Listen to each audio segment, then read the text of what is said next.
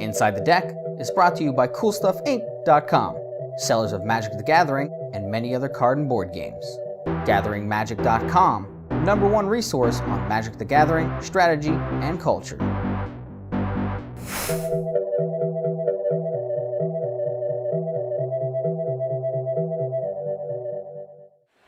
I've been out of the Legacy scene for a little bit, 6 or 7 months, and just looking at some of the results and talking to some people that had come and played, there was kind of a softening to red. And a couple of players I've played to today said they took out a few of their sideboard hates for red because it hasn't been showing up. So I thought it was a good test to pull it out and hopefully get a little bit of an unexpected meta. And for the most part, it's done exactly that. Through 6 rounds, it's killed itself more than it's been beaten. In the Legacy format, what this deck does do is from your first land lay, it puts them on a clock. They're knowing they're going to be taking damage most every turn. And in Legacy, there's a lot of fetching going on, a lot of Thought Season, so some damage to yourself that helps you out a lot. In cards like Price or Progress, multi-colored decks playing a lot of non-basic lands, that can really get you, usually 4 to 6 damage for 2 mana instant. The deck usually wins by 3 to the face, trying to not care about what they're doing. Just throw damage at their face. If you can lead off with a Goblin Guide, that's 2 right away. Grim Lavamancer is incredibly efficient because you have fetch lands and all your spells are going to the graveyard. So that's a good 2 with 2 extra turn repeating damage. Some of the other cards that aren't really more direct, but they still do damage, like Volcanic Fallout or Sulfuric Vortex, which for the life gain, get through those tough draws if you're flooding out a little bit.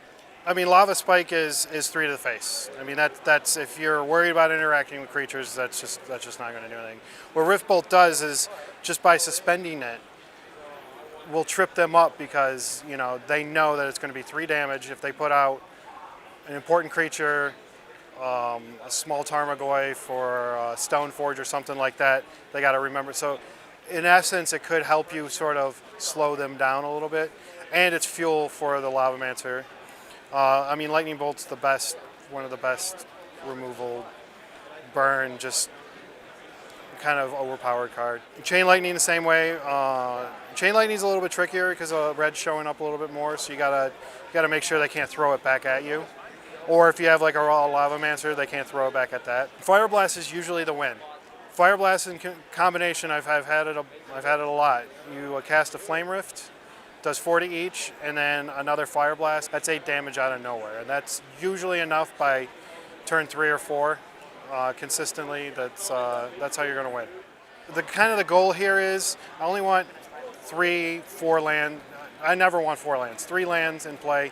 2 lands gets you there a lot, with most of the deck costing 1 or 2, and with alternate cast and Fire Blast. So the goal here is to make sure you can get your land. I mean, having 10 fetches that go for your 10 basics, to get that out fast and then to help filter out your deck. So you're not drawing lands in turns 4 and 5 when you need to draw that perk. Sideboard, Mindbreak Trap, specifically for your Ad Nauseam, Tendrils, your fast Charbelcher, turn 1 kill combos. To have any prayer in the game is you have that. They don't have a way to strip it out of your hands, and you let them play their hands. You remove all those spells, and then you can go on. Otherwise, you're just punting. You're just folding every turn. Searing Blaze is for more of the creature-heavy decks. Jund or the Goblins or Merfolk. Stuff to give me a little bit more reach, and it's a good 3 to the face, 3 to the creature. It takes care of a problem. Smash the Smithereens is for Mud, obviously, but I'll bring it against the Stoneblade decks because pretty much their win conditions are artifacts. It also, if I suspect certain decks to have maybe a Chalice out there, they'll like to put a Chalice of the Void on 1 for me. So this is a way for me to get right around that. Ensnaring Bridge is out there for bigger creature decks because I'm going to be emptying my hand really quick. and if I had to deal with their creatures instead of right to the face, this buys me a couple of turns. And Vexing Shusher is something that I kind of put in for today. This has won me a couple of games today against that just because he's uncounterable, he has a body, and that it allows me to cast anything in my deck with having one open.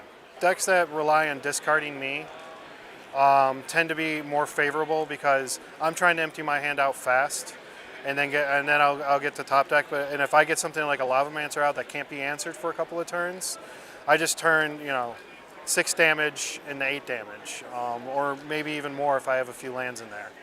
Yeah, bad matchups are. Even though I beat Merfolk earlier today, that tends to be a bad matchup because they can be really quick and they have counter spells. Stoneblade decks, it depends on the variant. Probably the new True Name Nemesis is throwing a wrench into it because I can't do anything with that. They can get an active Jeet on it or Batterskull, and that's just too much damage to deal with. You bring this to your tournament. I mean, it's not a very intricate deck. It's not a deck that it doesn't take a whole lot of thought to play it. I think the real strategy that comes into it is timing out when you want to play which burn spells. Holding on to lightning bolts or playing them right away. But a legacy player, it's a relatively easy deck to build. It's one of the rather more inexpensive ones because your money is in the fetch lands and not the fetch and dual lands. It's a way to play Legacy without a whole lot of pre-planning and play testing. It's a way to learn the format.